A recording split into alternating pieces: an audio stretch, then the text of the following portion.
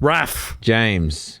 Now, warning to the listeners at home. Yes? This has nothing to do with me. Raf had a few beers before this podcast. I did. Well, wines, actually. Wines. Sorry. Raf had a few natural wines in Sydney's Surrey Hills. That's one for the people who like us to rattle off the names of Sydney suburbs. Yeah. So as a result, I just want to put it out on the table before we get into it that he might be incoherent. I'm not going to be. I'm going to go off. He actually, you know what? That's true. He might pop off. And I think that you, the listener, have been begging for it. Absolutely. So let's get into it.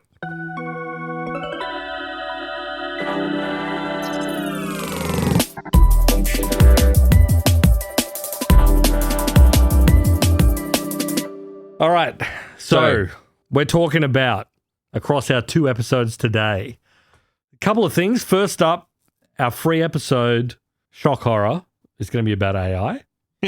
But there's some more... Consumer sentiment. Yeah, there's some more... well, first of all, there's some more market tremors that are sort of ongoing. I know we've been talking about this for a few weeks and months, but also it is kind of continuing, and there's more sort of like weird market spasms about AI. Let's not just say market spasms. What it is like society coming to terms, trying to figure out what the hell is this AI stuff going to do? That's what it is, right? It's like... Yeah. Because the market is just like people being like, here's what I think the impact of AI is going to be. Totally. And at the same time, I'm going to kind of like that conversation will go alongside the broader sentiment of AI, including like polling, what do people think of AI, this, that, and the other. We're at a bit of a... Is AI good? Is AI good or bad? Is it good or bad? We're for society. We're at a bit of a tipping point for market and consumer sentiment on this stuff, and I think it's worth getting into it.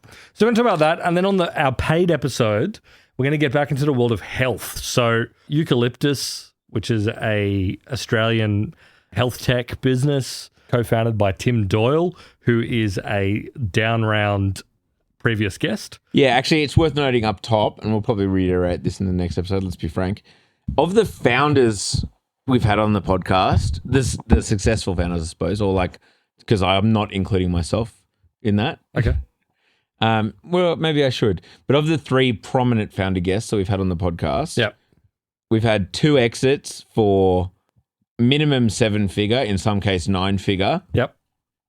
Or maybe even 10-figure exits. No. But like personal. We've had 2, exits like that. 1 exit, insolvency, possibly due to fraud. Yeah. Allegedly. A company caps due to... alleged fraud. So now, 2 out of 3, not bad. That ain't bad. As Meatloaf said, 2 out of 3 ain't bad. As far as down round founder guests who have had exits are concerned, 2 having 66% have had multi-million. 2, in this case, Eucalyptus sold for $1.6 billion. Yep. And 1 has potentially gone bankrupt due to fraud. That's pretty good. If this was a venture capital portfolio... you'd be cheering. You made 3 bets. One of them was a $1 billion outcome. Yep. And then one was like a smaller tens of millions outcome. Yep. You'd be cheering. Yeah. So anyway, we're going to talk about that on the other side of the paywall. Yes. We're not going to talk about allegedly, not necessarily fraud at the fault of the founder on the third one. We're not being specific, but just to cover all bases. Totally. Guys, we've been promising time and time again, we've asked people to leave us reviews on iTunes or Apple Podcasts and promised that we would read them out if you left some good reviews. Yes. And we've just really fallen down on that promise. No. We keep promising. We keep saying it. So I'm going to go through, we're going to read a couple of them that have popped up recently. And if you would like to be broadcast in a future episode, jump on Apple Podcasts. You can do it on one of the other apps, but Apple Podcasts, let's be honest. Well, a lot of them don't allow you to leave comments. No, that's it. It's only Apple Podcasts that let you do it. Give us 5 stars wherever you can. Yes. We've got hundreds of reviews on Apple Podcasts. We're sitting at a 4.9 out of 5 average. Not bad. That's pretty good. We've got... It's the second best you could possibly have. It's mostly... Exactly. It's mostly 5 stars. I can see just eyeballing the list. There's a 4-star, there's a couple of 3 stars, and there is a... I'm guessing this based on the bar they have. Yeah. Maybe one 1-star review. So there's a hater out there. And if you're the hater... If you ain't got haters, you ain't making moves. We probably need more haters, just quietly. Anyway, so here's the reviews. This one comes from loves_tugboats. Okay. Tugboats. I haven't thought about tugboats in a while. No. 5 stars, not financial advice is the headline. Quote, Apple does hardware, Google does software, end quote. That could be something we said. Yeah, okay. If for nothing else, just admire how cool James is about being interrupted all the time. Yep. Okay, I'll buy that. I interrupt you a lot. My favorite pod A. Thank you for that. Tugboat. I respect that. Loves tugboats. It's true. I interrupt James a lot, but then afterwards I'm like, I'm sorry I interrupted you so much, and he says I don't mind. So I just keep doing it. I don't mind being interrupted. Although I'm glad that you acknowledge that does happen. This next one is from Liminal Laundry. Next generation cleaning solutions, 5 stars. Thank you for choosing Fisher & Paykel. Your new top loader washing machine has been designed and engineered right here in New Zealand to deliver outstanding cleaning performance for Kiwi families. Yep, I love Kiwis and a Fisher & Paykel. I love my dish drawer. Yep, it's got 2 different drawers in it. Very efficient. Great way to clean my dishes. From Venenda21. 3 stars. Too many ads on the free feed, boys. Or easy fix. Don't be a greedy guts. Speaking of greedy guts, how about you part with $9.50 a month and don't get any ads and get a second fucking episode? How about you pay for it? But you expect us to do this for free? Yeah, from Ryan, 5 stars, big moves, big chat. Good content for the Friday morning dog/baby walk. Great. Love that. Love that. That's actually key. The baby walk, dads will understand. Get the baby, strap him on, get him in the baby carrier, go for a wander, pod, like headphones in, don't feel guilty because they can't talk. Maybe go to like a Japanese cafe or something, get yourself a fancy coffee. That's peak, man. Even though you're tired, you're overtired or whatever, go for a nice long, 1.5K walk to that cafe that's a little bit further away. Listen to Down Round. I love that. If you're doing that right now, this is for you. This is for you. 5 stars, a wonderful podcast. For those with discerning taste and correct opinions, I agree with that. Yes. Thank you.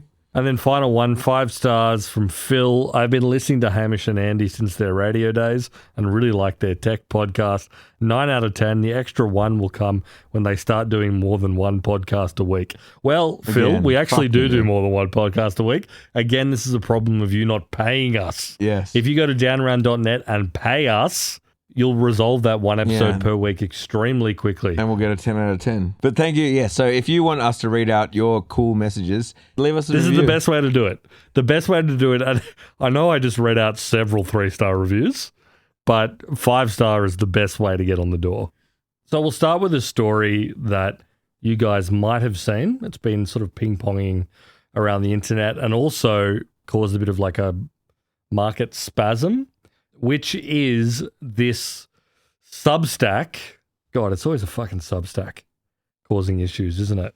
From an outfit called Citrini Research, which is like a equity research platform. I will say, we were on this early. If you, you wouldn't know this, but like the listener I'm talking to, but Downround's actual, like, if you look up on ASIC, if you look up like the business registrar, we are DM Research. Yep. And we intentionally did that because it's like if you put research at the end of your title, it somehow holds more gravitas. That is true, yeah. And like, this is like some guys it's not some guys, like they have a little bit of a track record, but like you can put research at the end of your name and just like say anything. It gives you a patina of legitimacy that's perhaps not earned. In our case, it's earned, but some other people. Absolutely. We're researching. Anyway, there's a story. They published a Substack that was titled The 2028 Global Intelligence Crisis, subtitled A Thought Exercise in Financial History from the Future. Now, before we talk about what was actually in that post, I'll read some of their headlines that have emerged from it, just to give you a sense of the impact, the response. An AI thought experiment on Substack is sending the stock market spiraling. In the AFR today, a blog post on AI just rattled Wall Street. Citrini Research memo sparks market sell-off and fresh AI fears on Wall Street. Before we even get into it, I just want to... The markets are fucking jittery right now. Yes. But I also don't think that, like, any kind of, like, claim of, like, this triggered this Yes. I don't buy a lot of the time. I agree with you. Like markets do things, and then people try and like ascribe meaning to it. Yeah, exactly. Much like the markets, they're just like the tea leaves. It's like the markets do what the markets do because it's like literally hundreds of millions of people doing whatever it is that they're doing. Crazy signals, just and various machines, and then the point of the media is, and to a certain extent other hedge funds and whatnot, this is why it's so complex, is to like put a narrative onto those movements. Yes, I agree with that. Which then creates other movements, etc. Like it's called complexity, folks. Yeah, exactly. Polycrisis.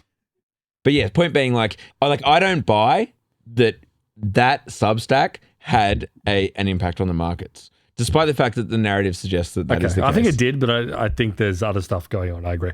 But I think still we can ascribe it to this general jitteriness that's going on out there. Yes. The other one that happened today, and I know I'm delaying talking about this fucking Substack, but may as well.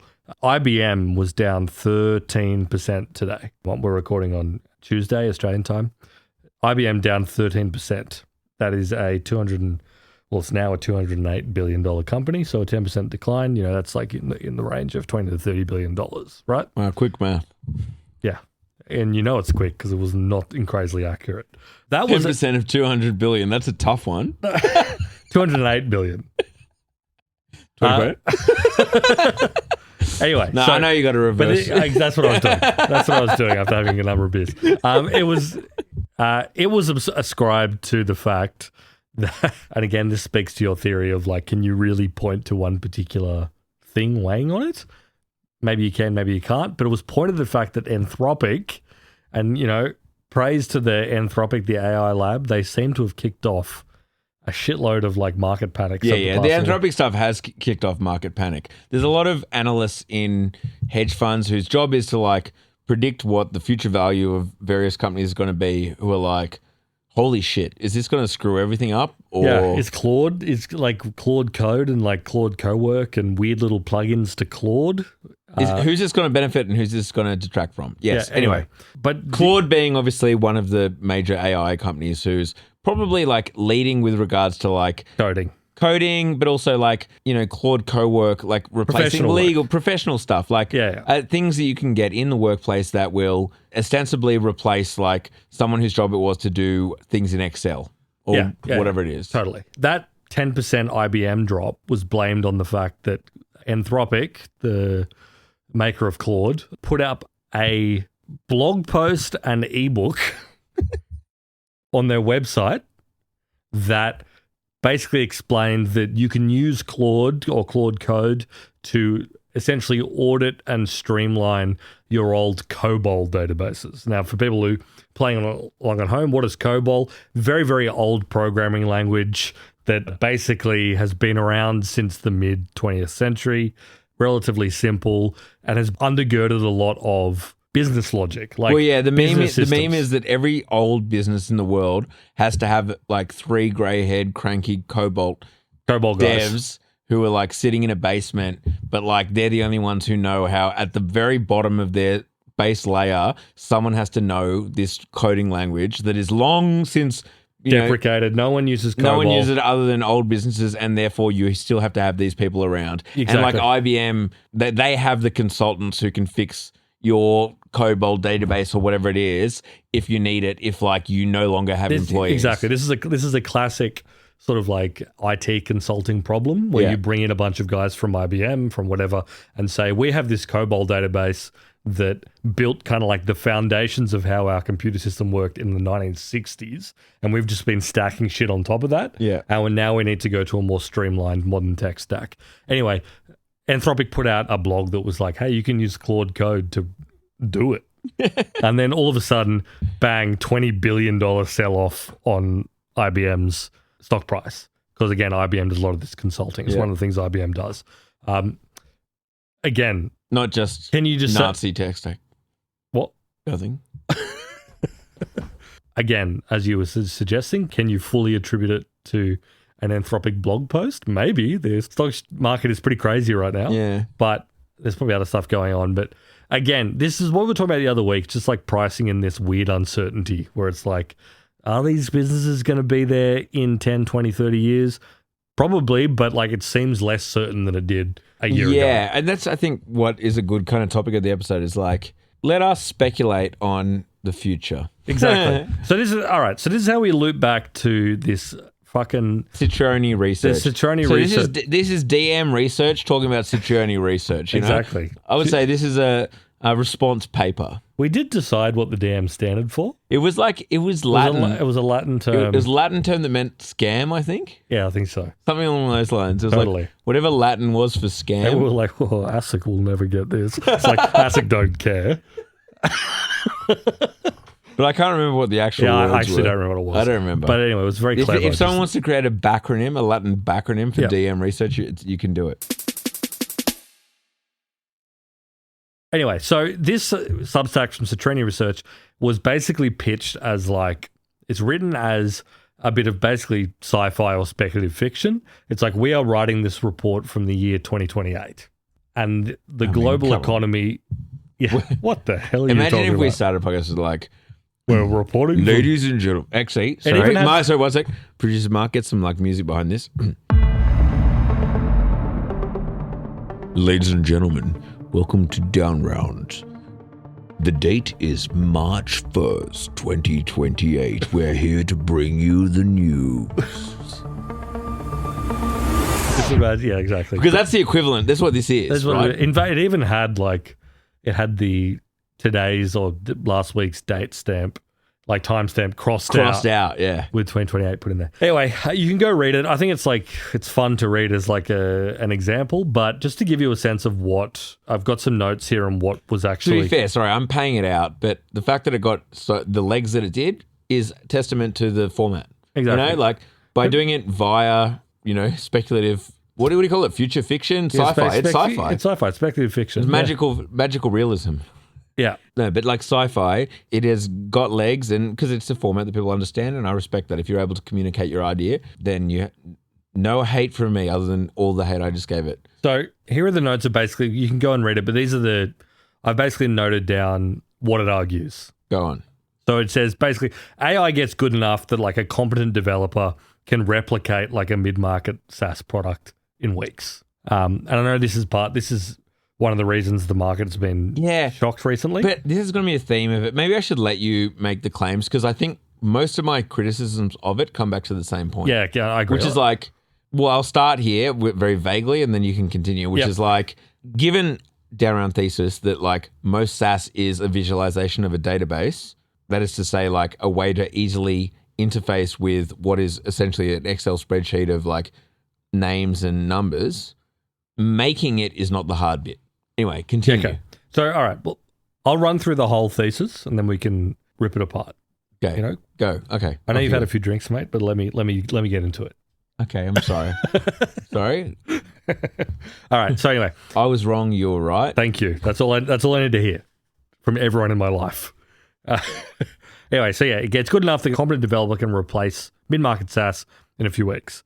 The next point is that, you know, those incumbents that are like threatened start to adopt AI because there's no other choice, right? Yes. And that means cutting headcount, redeploying savings into the tech on an individual basis is really rational. They're saving money. They're cutting down their headcount. They're operating much leaner. Sure.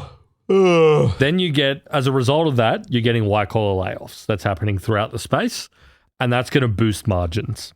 Companies are going to be, they're sacking people, and their margins are looking better. As a result, the stock market is ripping. Okay. You know, love to see it. Yeah, we're in a new era of efficiency. Yeah. We're cutting down to the bone, but the agents and the machines are doing a lot of the work, right? Productivity booming. If you look at those headline figures, everything's looking pretty crash hot. But here's the problem, and this is what they call like the ghost GDP problem, is like the output shows up in your GDP figures, but it doesn't actually circulate through the consumer economy because the 70% or whatever of GDP that is consumer spending starts to fall apart because the people who used to earn and spend that money are being replaced. They're not making money. Okay, so, I mean, I'm not an economist. Maybe we need an economist to explain this to us. Here is my criticism of the whole thing. Change happens slower. Let's take a huge example, and people have bandied this around like right now. I'm not the first one to bring this up at this current point. But in 1900, 90% of the workforce was in agriculture. Yep. Now in the Western world, it's like 1% to 2% are in agriculture. Yep. That's a very significant change. Yep. And yet, you know. What people would say is that the gulf of time between... It's accelerating faster now. It's too quick for people, for like the safeguards of society to... But I don't know if it is. I mean, given that you can't actually right now like see it in GDP figures at all or in productivity at all, my argument would be like it isn't happening faster. It might feel like it. I'm sure it feel like in the Industrial Revolution. This is the... I mean, look, I'll get through the rest of the points. Okay, sorry. Let's keep going because I got more points too. Maybe there's plenty more where that came from. I'm just going through what the argument said, right? Yes. So, as I said, the machines aren't spending money. So, as a result, the consumer economy starts to tip over and collapse. Due to like agentic commerce, there's bots flying around spending money. Yeah. There's no friction anymore. So, like, subscriptions, price matching, credit card interchange fees, all the trillions of dollars of enterprise value that's built around middlemen and friction goes away, collapses. Sure. Whatever. White-collar workers start to flood the service economy. Oh, they all become... Uber drivers and shit.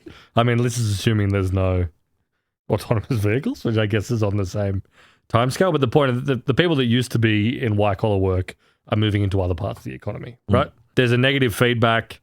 AI keeps improving, payroll keeps shrinking, spending falling, margins tightening, firms buying more AI, blah, blah, blah, blah, blah. All the private credit that was invested in all this shit in SaaS businesses starts to unwind. That's trillions of dollars of business. They were all built on the fact that there's annual recurring revenue on his business going forward. They fall to pieces. This all starts to vibrate through the mortgage market, right? The mortgage market starts to crack and fall to pieces, and the government can't respond fast enough to any of this stuff. Yeah. So I am... That's the conclusion. We can rip in. So... I'm of the opinion, two things. One, I don't think that the stuff is happening fast. I don't think any of that's going to happen. I don't think any of that's going to happen. So my number one criticism is I don't think any of that's going to happen. Don't get me wrong. I think that AI is going to fundamentally change society, the workforce, the labor force, etc. Yep. But I don't think that we will go from, let's say 2028, like in 2 years. In 2 years, all of a sudden... a large percentage of the workforce of the labor force will be made redundant, thoroughly disrupted, and also GDP will increase at 10% per annum or whatever they're suggesting. Yeah.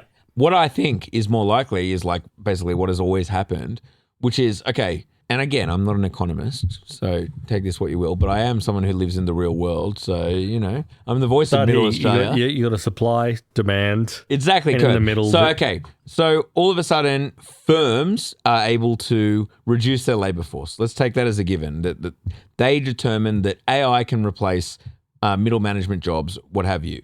Therefore, either their profit margins increase and they give that back to shareholders, or they reduce costs or don't increase them because they're going to have competition. Because I think that is one thing that is key, right? Like competition from other SaaS providers is going to increase. We said this last week or the week before, whenever it was, which is like AI making software easier means that every software company, this is my opinion, every software company will start to move into each other's verticals. Like as we said before, every company will want to become Microsoft. It's easier for every other company to become Microsoft. So if all of a sudden, if it's true that you can reduce headcount or at least pause hiring, you're not going to be like, oh, sweet, now we got 50% profit margins. No, you're going to reduce prices to try and get more of the market. You have competition. So you're going to compete on price. Prices will reduce. Consumers now have more money.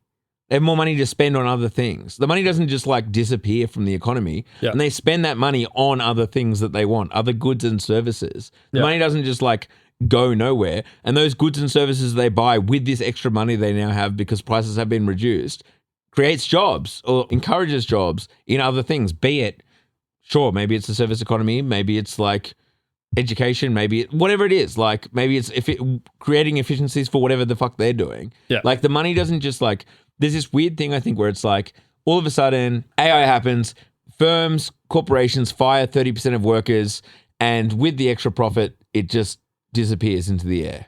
And therefore, it's not like reintroduced back in the economy in any ways. I just don't see that happening, as well as I don't see it happening that fast. But what I do see happening is the same thing as like what happened with computers and mobile phones and whatever. It's that over time, yes, hiring patterns will change, but that money goes somewhere. Presumably, most firms will keep their profit margins where they are, if not reduce them. Profit margins reduce, and that money, consumers spend it elsewhere. I know I've got plenty of places I'd spend it. Oh yeah, like where? Maybe I'd cop like a new car. Okay. Maybe I'd get a nose piercing again, like I did when I was in Rio. Did you have a nose piercing? Yeah. It's not that much money though. No, but I could get a nice diamond. Imagine if everyone in society got one. Right? Then you're talking about real economic activity. Maybe I go on holiday a bit more. This, that, and the other. If I had more money to spend because I didn't have to spend it on margins on my SaaS. My main opposition here is that I think it's just incredibly, I don't know what to say, optimistic, because it's like kind of an apocalyptic scenario they're describing, this future financial crisis, that like, and this is what we've talked about on Down Round many, many times, is that I think we're very aspirational on the timeframes involved here. Yeah. I think if you go back to when this AI boom started 3 years ago, and you look at what can the systems do now versus what they could do then, I think anyone objectively would look at that and be like, they're immensely more capable, immensely more useful. They hallucinate less. They can do more long-run tasks. The coding is dramatically better. It's definitely worked its way through like the software economy. Yeah. At a dramatic level. So I want to pause on this actually. Sorry if you don't mind. Sure. So this is a funny point. What's matey from Odd Lots called? The stalwart? What's his name? Joel Weisenthal. Joel Weisenthal. He's a good poster, man. That guy is a good poster, as well as a smart dude, obviously. He posted on Twitter, software engineers are all like, this thing, AI is going to take everyone's jobs just because it's affecting their jobs. Maybe it's just that coding and your job is easy. Maybe it's because it's the easiest job on earth. Maybe it's the easiest job on earth. And you know what? In some ways, he might be right. Maybe coding is easy. And I know that's going to offend a lot of our audience, but like, I like the angle insofar as, look, he's taking the piss, but there's a bit of truth to it, which is like, coding is logic, right? I know there's creativity. Like there's problem solving. It's like, how do you go about doing something? But it is logic. The reason why coding is hard is because it's kind of like thinking like a computer. That's kind of what you got to do, right? To be a good dev. You got to be a systematic thinker. But I put it out. It's like, okay, there's some systematic thinking involved. But at the end of the day, before AI, you were probably copying a bunch of boilerplate copy from Stack Overflow. Yeah, exactly. Like, if what you're doing is talking computer language, let's be honest, that's what coding is. You're talking computer language. Yeah, you're learning a new language. Yeah, which like when you go down to it, it's ones and zeros, but you can work your way up. You could have been learning French. Right? But Kids love that. French is a human language. Exactly. You're learning a computer language. Yeah, Guess what? The computers are better at writing it than you are. Yeah, maybe it was fucking easy. They're native speak. Exactly. Yeah. Guess what? Yours is the first to be replaced by a computer. You were talking computer language. Yeah, mate, it was, I'm sure it seemed really hard at the time to learn JavaScript or C++. But mate, try doing ad sales. Mate, computers struggle to do a podcast. Bad example. I think the Meta has automated ad sales pretty well. But actually, can Meta do it as well as a guy who works for Media selling outdoor advertising on the Princess Highway in Sydney? What about the people who put up the posters with like, can AI get some like that weird paste stuff and like paste up a poster on the M5? No. Can AI drink 6 beers at a client meeting with Westpac's ad division, selling them a billboard in Railway Square? No. I don't think it can. But point is, like, in some ways, the irony is a lot of the freak out, and don't get me wrong, developing computer programs is going to have a large impact on the economy.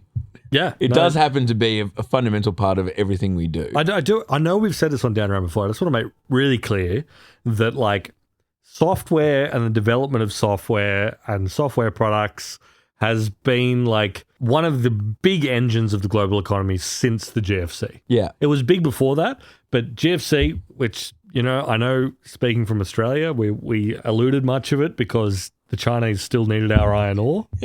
The Chinese needed to build their ghost cities. Yep. But it was pretty destructive to equities globally. It took us a very long time to crawl our way back up to where we were at 2008. And software was one of those engines, right? And this is where there is a degree of schadenfreude here, where you look at think back, the Mark Andreessen Horowitz, venture capitalist, he did that essay where he was like, software is eating the world. Yeah. Everything is going to become software. Everything is going to be these algorithms and processes running on microchips. It is going to swallow everything that the world does productively, whether it's like supply chains, booking a consumer holiday stuff, booking a holiday, entertainment is going to become software. This is all true, and there were lots of businesses, Sony 30 years ago sort of vaguely bet on this. Everything is going to run on microchips. It's all going to be programs, That was true, and that ran everything for a while. Now, the boot is kind of on their throat. Yeah. Because it's like AI is software. Yes. But it's like a different kind of software. Well, no, yeah, AI is language, and it just happens the best language it speaks is like your language, dev language. It can build software. Yeah. And it's also like... It can send emails and stuff, but like, what is the value in an AI email? Same, like maybe there is some EQ that's required in an organization. I do actually think there's something funny to the fact that like when AI first started getting big and the first thing people were exposed to, like normal people, was like ChatGPT being able to like write stuff. Yes. Write emails, make a poem, do a short story. Add copy, yeah. And then AI video, AI images, flooding social media and whatever. It kind of seems like that still has a higher barrier than software. Yes. Where not only is it, as you said, computer language, if there's anything that software developers are good at, it's documenting shit. There's literally 50 years of documentation and code, open source code, publicly available code. And every single time people are using Claude Code or OpenAI Codex or anything else, everything they're doing is going straight back in the machine to train the next generation of chips. As people develop more edge cases, more software, more everything, it's getting better and better and better and better. There's not that feedback mechanism for like art. Add copy. For making art. Yeah. Or like writing an It does article. exist, but it's like it's far vaguer. It's way vaguer. Just like... It's people in Nigeria, let's be honest, being like, this is better than that. Exactly. Or like people... As opposed to this runs or it doesn't. Exactly. This code runs or it doesn't. Yeah, totally. That is a better feedback mechanism when you can, especially at scale, when you can like start using... Imagine how valuable it is just for like every single signal within Claude Code of someone being like, this didn't work and this is the error message I'm getting. Well, but I mean, like even with synthetic data, you can say, build all this shit and then be like, did it run? Yes or no? How many error messages? Yes or no? Optimize for less error messages. Yeah, this is better than that. This response is better than that because this ran and this didn't. Exactly. You're not getting that on fucking poems. Poetry about whatever. I guess my point is, sorry, obviously the like 2028 thing is fantastical and like they're getting into it. I just think that like economically the money will go elsewhere. B, it's like a somewhat catastrophizing. Don't be wrong. I love the thinking. It's an edgy take to be like, AI is good and the stock market's down 30%. I do like that as just like, go for it as like a narrative. You're getting everything you want, but also the economy is collapsing. Yes. And it all sucks. I mean. But A, I don't think it replaces as much as it's referring to. B, we've always found a way to like, the money goes elsewhere. It doesn't just disappear. There's not like a pie of money and it's like, well, if 40% of that money that's earned, like 40% of salaries is like taken away, that money goes out of that pie and the pie is now smaller. Sure. Like that doesn't happen. And to go back to, I think an early point that you made, I was about to interrupt you, but then you said like, let's finish it, which was about like, it'll be trivial to vibe code like a classic SaaS business in like 2 weeks. An individual developer will be able to like vibe code up a HubSpot or a Salesforce or whatever in 2 weeks. Their amazing code base is not what makes a HubSpot or a Twilio. And they actually use the example of DoorDash. Yeah, that's the thing that made me go, okay, that's stupid. It's because so they're like a vibe coder will be able to create a DoorDash in like a week or two or whatever, and so DoorDash is fucked. DoorDash, but in Australia, I mean, we have DoorDash, but like Uber Eats, whatever. Don't get me wrong. I think I can definitely see a world in the next, if not now, but in the future, where like a committed person who knows a bit who knows about code, has like access to Claude Code or whatever, can code a marketplace, a DoorDash clone. Yes. That like writes to a database, has all the features in place to like theoretically run it. Yes, absolutely. I'm sure you can make probably not at scale, but like I think you could probably do it in a few hours. Totally. You can make something that has the interface, looks pretty slick, blah, blah, blah, blah. Totally. But that's not the business of DoorDash. No, DoorDash is a sprawling logistics network. Yes. That they had to like pound together with like they had like human beings. Shoe leather. Like they had to go into communities and in person ask restaurants like sign up to this. Well, I mean, that is what DoorDash or Uber Eats or whatever has, is like the network effect of all of the businesses and all of the consumers. Well, remember, I don't know if you remember this. I remember we were reporting on this while I was at Business Insider when I was the editor there, Business Insider Australia. It was when DoorDash first launched in Australia. Their growth hack, their growth mechanism is they just put restaurants on it. Yeah. They added basically every restaurant that they could publicly access. They scraped, I don't know, list of ABNs or something. Yeah. And basically they would have the DoorDash driver go into the restaurant and order the food for takeaway. Yeah. No connection to the back office, no connection to the store's POS system. Wait for the food, pick it up as like a regular customer, then drive it home. Well, that's the slow start problem. It's like exactly. Like that's the problem with two-sided marketplaces. It's like you need both supply and demand. Totally. And this was like in the initial launch, it was a fucking nightmare because you would have people calling up these restaurants being like, my food is cold. And they're like, we don't do delivery. Yeah. You know, that's like, it's a silly example, but that comes down, it's like, that is what that's a business. That's a business. Like, and that has nothing to do with software. No. Like the software obviously is the orchestration layer. That's how you can order stuff. And I think, you know, we say DoorDash because this is one of the examples they use in this report, which I immediately was like, I don't think that is happening. No one's vibe coding DoorDash because DoorDash is something else. But there are a lot of businesses that are like this. There are a lot of software businesses that are like this. And we talked about this on our other episodes the other week where it's like, yes, you can code an effective database interface that does stuff. Yeah. But, and like for some businesses, that might actually be a big risk. Well, don't get me wrong, I still think SaaS businesses, I think the reevaluation of what their forward revenue and their forward growth is accurate. Like I don't mind the idea that these businesses are kind of fundamentally in trouble. I think they're going to compete with each other. I think their margins are going to shrink. I don't know where their growth engine is anymore. I agree with all of that. But the idea that like it's therefore 30% unemployment or whatever. Yeah. Or even that this stuff is happening in the next 2 years. Yes. Yeah. But anyway, the second part of the thing that we want to talk about, because this kind of flows from this and it's sort of related to this, is that like I think, and it's becoming clear that the political backlash, which sort of feeds from this narrative that this is going to be really destructive economically, is starting to like kick into gear a bit. And it's coming in at the same time that obviously there are lots of businesses that are very excited about AI, starting with like the AI businesses themselves. They're obviously very excited because it's the product they're selling. They also have a fucking shitload of investment they need to pay off. So obviously they're keen. Yeah.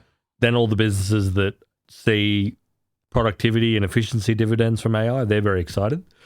And then on top of that, governments are very excited about it because, you know, a lot of Western countries have been in a bit of a productivity growth rut for a number of years. Australia is one of them. Mm-hmm. You know, we struggle for growth. So our government's kind of like, oh, fuck. We can't get the birth rates up. We can't get productivity up. But now all of a sudden, Sam Altman and Dario Amodei have come down from heaven and been like, here's a fucking agentic system that can hack all this stuff together.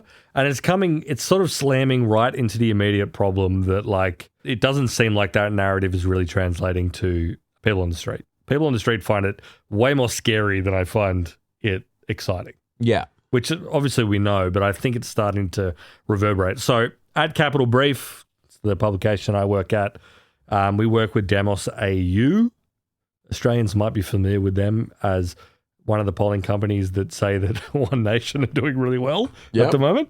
But that's neither here nor there. They went out and did some polling of Australians on their response to AI, their opinions on AI as sort of like a current economic phenomenon.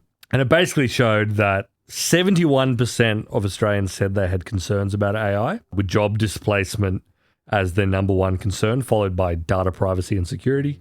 Fair enough, but job displacement being the number one. people that that use AI at least monthly, still 57% of them said they were concerned. 82% of people who don't or rarely use it. And any people earning under $45,000 a year, basically 80% of them express concern about AI. Basically, it is people that live in regional areas, it's poorer people, it's older people. Older people is probably to be expected because older people don't like technology at all. In the machine. But, you're seeing this sort of reverberate. And I think one of the ways you see it, this hasn't happened in Australia, definitely happened in the US, opposition to data centers. Oh, no, it's happened in Australia. Yeah. I mean, there are like local councils fighting up against the state government for because data centers are being built in certain places and whatnot. Yeah. It is happening in Australia as well. Like the NIMBY, but now versus data center, which to be fair, like that's an easier case, I think, than apartments even for the NIMBYs. Oh, yeah. I don't want data centers in my backyard. Yeah. And I know that there's like a lot of the data center companies are trying to, it's actually kind of funny. They're doing the same sort of like apartment strategy where it's like, it comes with a bunch of like green space. They're like designed really nicely. Look, I'm of the opinion, I think that there is economic merit in data centers in my backyard. Yeah, no, I mean, high paying jobs, people who are willing to frequent local establishments and get the local economy going, plus the positive upside benefit of faster internet for me. I think it's true. But I do think it's interesting that like when data centers were not associated with AI and they were just like big boxy warehouse things going out in outer suburban areas. Yeah. No one gave a fuck. No one gave a fuck about them. It's because they are, people look at them and there is the association with. It might be better at doing the thing I do.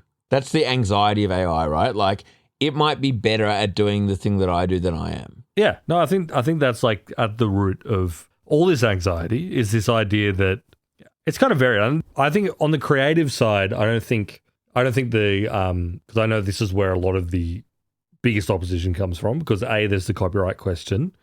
That's part of it. But I'm sorry, on the record, the copyright question is bullshit. I do think it's a weird cope thing. I think it is no, for sure. But I don't think it's a cudgel. It's a cudgel. It's being used as a cudgel. No one cares about copyright. On the creative side, it is, and it's not even that I think AI can do better art than me. It is that it can't do better than art me. It's going to be shitter, but no one cares. Yes. People are going to status anxiety. People are going to stick. It's status anxiety. It undermines the skill that goes into what I do, my craft. It's going to be slop, and no one's going to care, and they're going to love consuming. And they're going to like it better than the stuff that I do, even though my stuff is better. Yeah, and I think that's. I mean, but also creatives, that's marginal. I mean, I love creatives. I live amongst them. We're both. Well, creatives. I just think that I'm better than AI. I've said it time and time again. I think I'm better than AI. Sure, and I think that people will pay me because I'm better than AI. And I don't know if the average person who's like a white collar professional is necessarily thinking in terms of, is it better than me at my job? They're thinking more in terms of like, what is my next job? Am I going to be replaced at a cheaper rate? Yes. Are these companies going to contract to be hiring less people? Well, I mean, and more broadly, like things are changing and it makes me feel uneasy, which is fair enough. Yeah, and it's fully captured by that. I don't think we've, apart from like these sort of like weird anti-data centers, general like anti-AI sentiment, I hate slop. I don't like seeing it.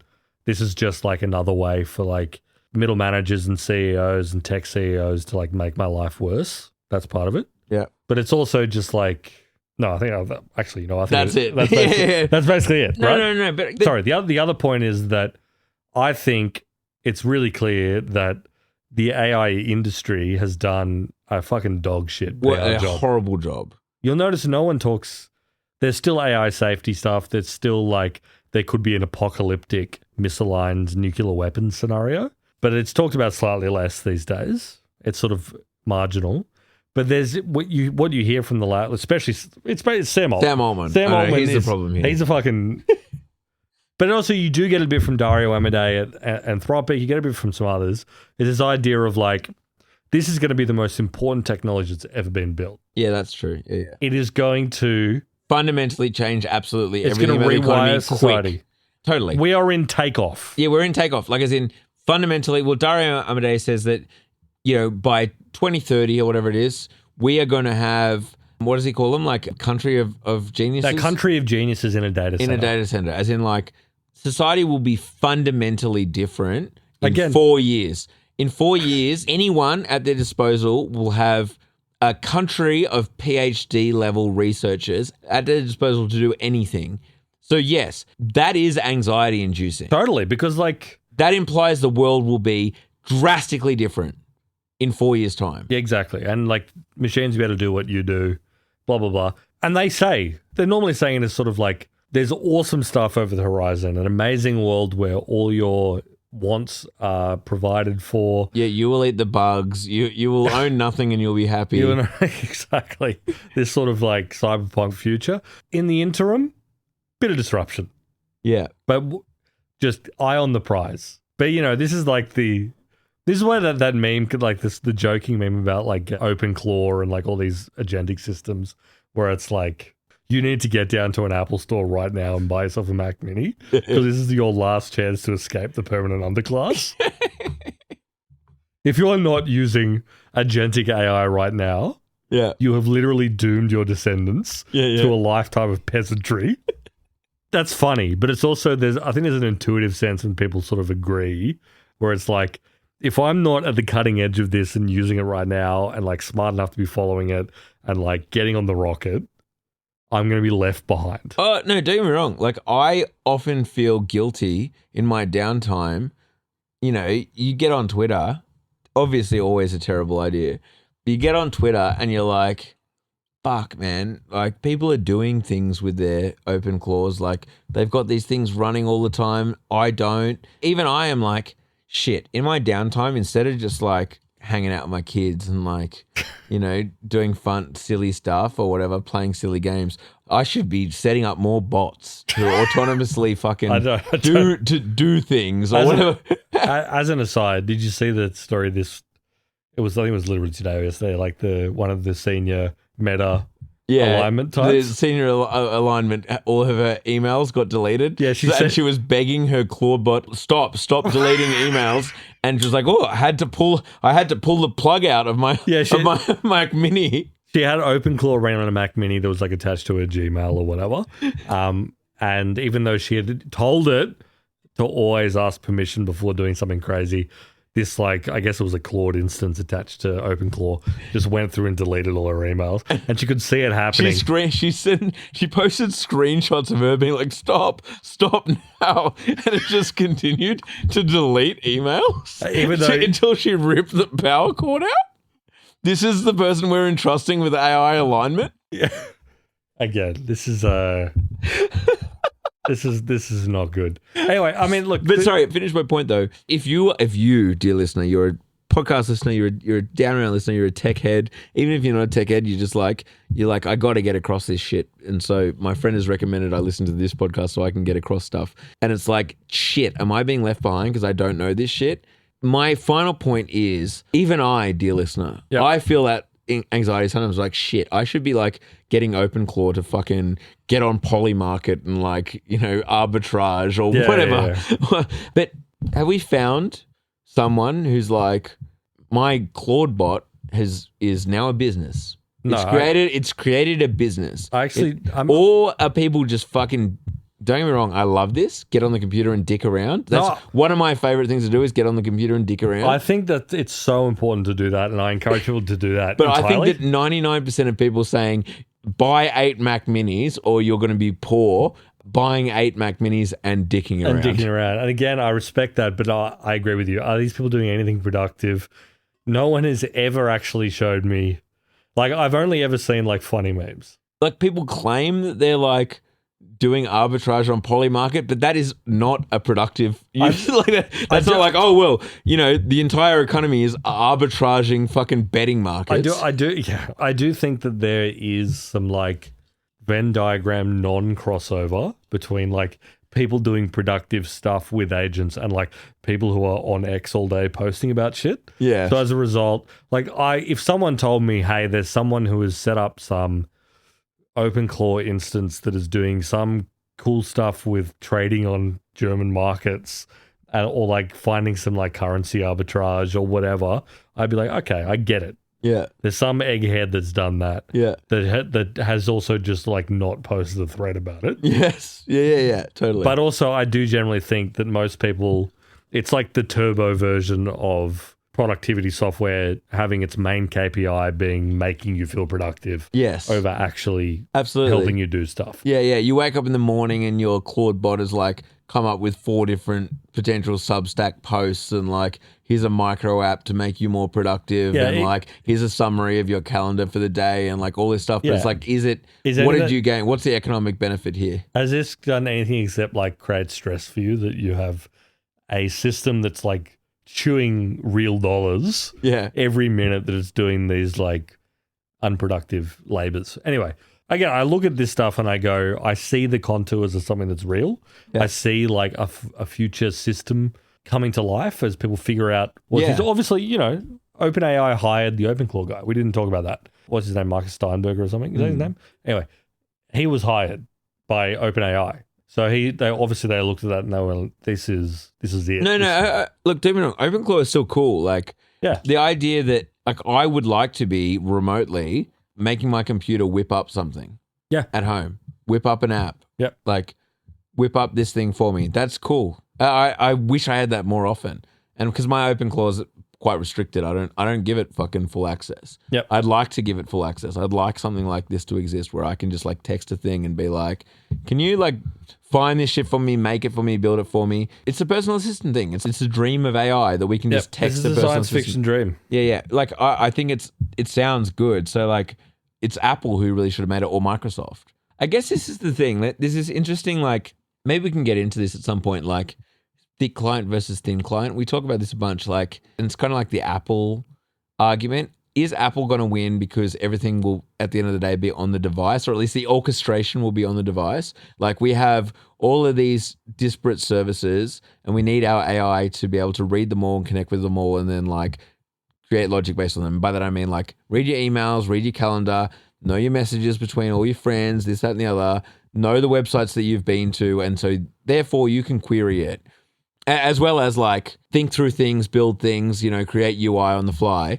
The way that happens is you need to have a central source that's connected to like all of those disparate different services and some cloud compute that you're able to offload a lot of it to, because I don't think that can ever happen on device. You know, like it can't, your phone is not powerful enough, particularly RAM, to get back to SK Hynix. In order to do this stuff, to keep all this stuff in memory and then like process it, you need a lot of RAM. More RAM than can ever be on a phone or probably a computer. You need to offload it to a data center somewhere. So basically, you have this situation where you need to connect to all these disparate services.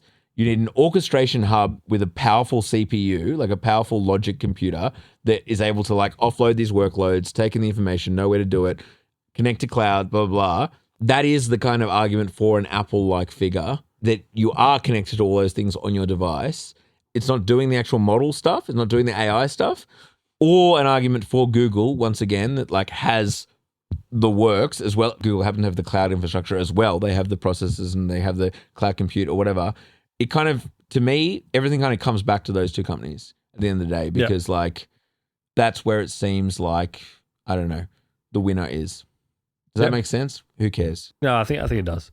My point, to bring it all home, and this is my shocking prediction, I'm going to put it, this is the one that I'd make over any daring stuff about economic disruption over the next 2, 5, 10 years, is that I think we are going to see an articulated across the developed world, and it's going to be like fractured, but it'll be around like genuine political movement and candidates who run explicitly on either anti-AI or like regulating it incredibly tightly, and probably not in like AI safety terms. They will be explicitly labor focused. In a way of being like, we're pulling the plug. Or like we want to take drastic action to smooth out this transition. And I think you'll see it in the US, first of all, but I think maybe not in Australia. I don't know. I'm going to take the other side of that. You reckon it's not going to happen? No. We'll loop back around on that. Will it in 1 year? We're going to put a time frame on this? Yeah, sure. I guess 2 years? 2 years. 2 years. Next 2 years, there'll be like a visible, strong, politically expressed anti-AI movement that isn't just, I don't like slop, I think... But it's got to have some momentum, right? It's got to have a bit of momentum. It's got to like, we got to have... Pub test. We'll just pub test it. Well, major political figures who are like articulate an anti-AI stance. Yeah, and that's like a key kind of priority. It's not just offhand stuff. Exactly, key priority. All right, we'll check. Okay, I'm going to take the other side. I don't think it's going to happen. I think most people are worried about AI, but at the end of the day, they use it and they find it useful. All right. So they won't do it. We'll check back on the 24th of February, 2028. Which is also when apparently the economy is going to collapse. All right, we'll see you on the other side of the paywall. We're going to be talking about health. We'll talk about eucalyptus. Yep. And we're going to go back on Down Round's record. Yeah. On founder record. Founders and exits. Yeah, how good. Anyway, we'll see you on the other side.